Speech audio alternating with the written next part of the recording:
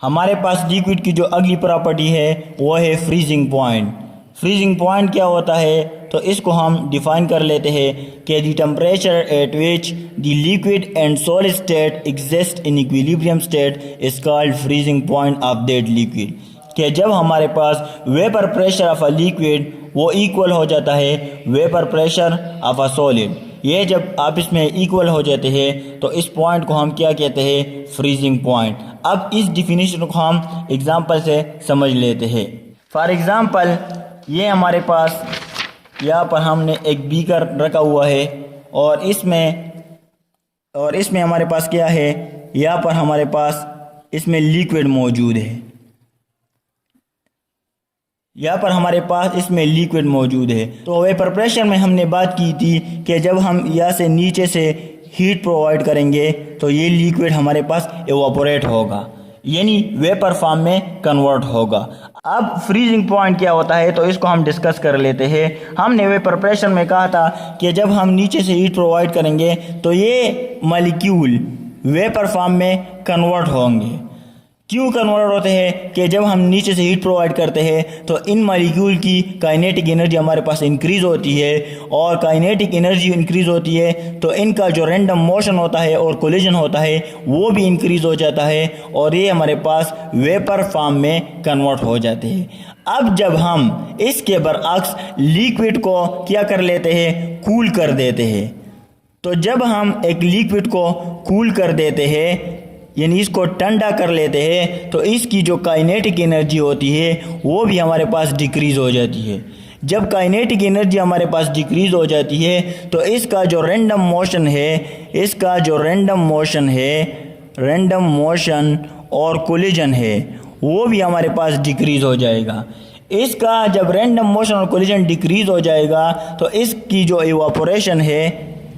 Evaporation of that liquid वो भी हमारे पास डिक्रीज़ हो जाएगी। जब एवापोरेशन डिक्रीज़ हो जाती है तो हमारे पास वेपर प्रेशर भी डिक्रीज़ हो जाएगा। ये सारी चीज़ें हमारे पास डिपेंड करता है हीटिंग पर। जब हम हीट देंगे तो हमारे पास काइनेटिक एनर्जी इंक्रीज़ होगी, रैंडम मोशन भी इंक्रीज़ होगा, एवापोरेशन भी इंक्रीज़ होगा और इसके साथ साथ वेपर प्रेशर भी इंक्रीज़ होगा। जब हम इसको कूल करेंगे तो हमारे पास काइनेटिक एनर्जी भी डिक्रीज़ होगी, रैंडम मोशन कोलिजन भी डिक्रीज़ होगा, एवापोरेशन भी डिक्रीज़ होगा और इसके साथ साथ वेपर प्रेशर भी डिक्रीज़ होगा।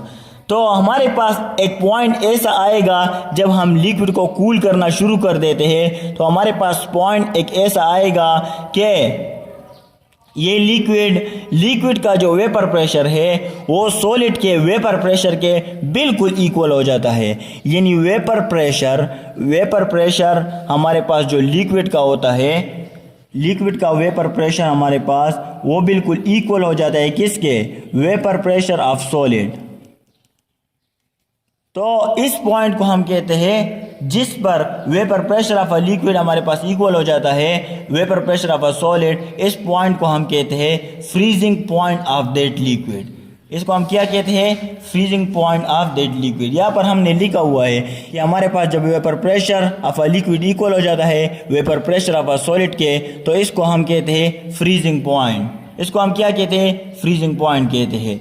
यहाँ पर हमारे पास एक टेबल गिवन है जिसमें मुख्तलिफ लिक्विड के फ्रीजिंग पॉइंट और बॉइलिंग पॉइंट हमारे पास गिवन है। सबसे पहले हमारे पास वाटर मौजूद है, तो वाटर का जो फार्मूला है वो H2O है और इसका जो फ्रीजिंग पॉइंट है वो 0.0 डिग्री सी है और इसका वाटर का जो बॉइलिंग पॉइंट है वो 100 डिग्री सी है। इसी तरह हमारे पास एसिटिक एसिड है, इसका जो फार्मूला है CH3COOH और इसका जो फ्रीजिंग पॉइंट है 17 डिग्री सी है और इसका बॉइलिंग पॉइंट हमारे पास इंक्रीज़ है 118.1 डिग्री सी है। इसी तरह हमारे पास बेंजीन गिवन है, बेंजीन का जो हमारे पास फार्मूला है C6H6 है और इसका जो फ्रीजिंग पॉइंट है वो 5.5 है और इसका जो बॉइलिंग पॉइंट है वो 80.2 डिग्री सी है, वगैरह वगैरह। तो ये हमारे पास कुछ लिक्विड है, इसके बॉइलिंग पॉइंट और फ्रीजिंग पॉइंट हमारे पास गिवन है। तो ये हो गया हमारे पास फ्रीजिंग पॉइंट कि जब vapour pressure of a liquid हमारे पास इक्वल हो जाता है vapour pressure of a solid के, तो इस पॉइंट को हम कहते हैं freezing point of that liquid. Okay, thanks.